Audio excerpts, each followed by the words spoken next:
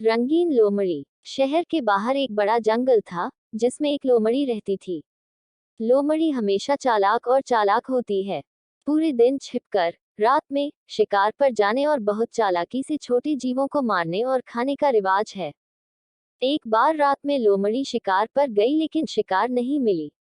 जंगल में कोई भोजन उपलब्ध नहीं था और उसने सोचा कि हम अब बस्ती में चले जाएंगे। शायद बस्ती में कुछ खाना मिल जाए। बस्ती के बारे में सोचते ही लोमड़ी को कुत्तों की याद आ गई। उसने सोचा, कुत्ते अपार्टमेंट में रहते हैं और वे भौंकने के बाद भौंकते हैं। फिर भी लोमड़ी बस्ती की ओर चल पड़ी। जैसे ही वह अपार्टमेंट में दाखिल हुआ, कुछ कुत्ते उस पर गिर पड़े। फिर क्या हुआ? कुत्ते भौंककर भाग गए। जान बचाने के लिए लोमड़ी इधर उधर रेंगने लगी और इधर उधर रेंगने लगी। आखिर एक घर का दरवाजा खुला देख लोमड़ी उसमें घुस गई। वह घर चित्रकार का घर होता है। घर के अंदर नीले रंग से रंगा एक बड़ा टब यार्ड में रखा गया था।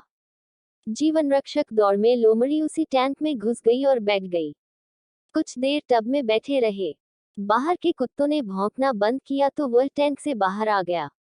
बाहर आने के बाद वह यह देखकर हैरान रह गया कि पूरा शरीर नीले रंग से ढका हुआ है। लोमड़ी को देखकर वन्यजीव डर गए और कोई उसे पहचान नहीं पाया। जब उन्होंने उसे देखा तो जंगल के सभी प्राणी भागने लगे, क्योंकि ऐसा अद्भुत जानवर उसने पहले कभी नहीं देखा था। लोमड़ी ने जंगल में दौड़ते हुए जानवरों को देखा तो उसके शरीर का नीला रंग देखा और समझ गया कि जंगली जानवर भाग रहे हैं। वह न केवल चालाक और चालाक था, उसने अपने शरीर के नीले रंग का उपयोग करने का फैसला किया। उन्होंने कहा कि भगवान ने उन्हें बड़ी मुश्किल से वन्य जीवों को इकट्ठा करने और जंगल की देखभाल करने के लिए भेजा था। वह अब जंगल का राजा है और सभी को उसकी सेवा करनी चाहिए। सभी जानवरों ने लोमड़ी की बात सुनी और उसकी बातों पर आ गए।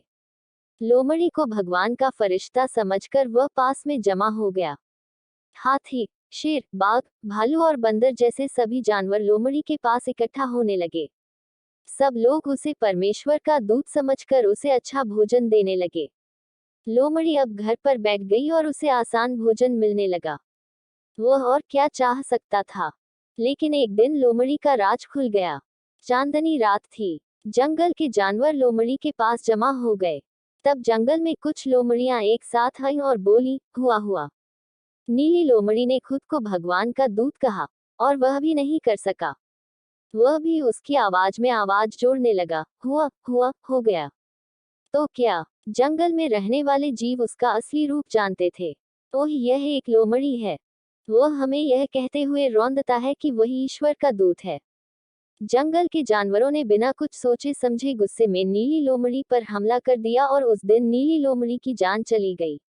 अगर यह कहानी आपको पसंद आई हो तो प्लीज़ मेरे चैनल को लाइक, सब्सक्राइब और शेयर करें। धन्यवाद।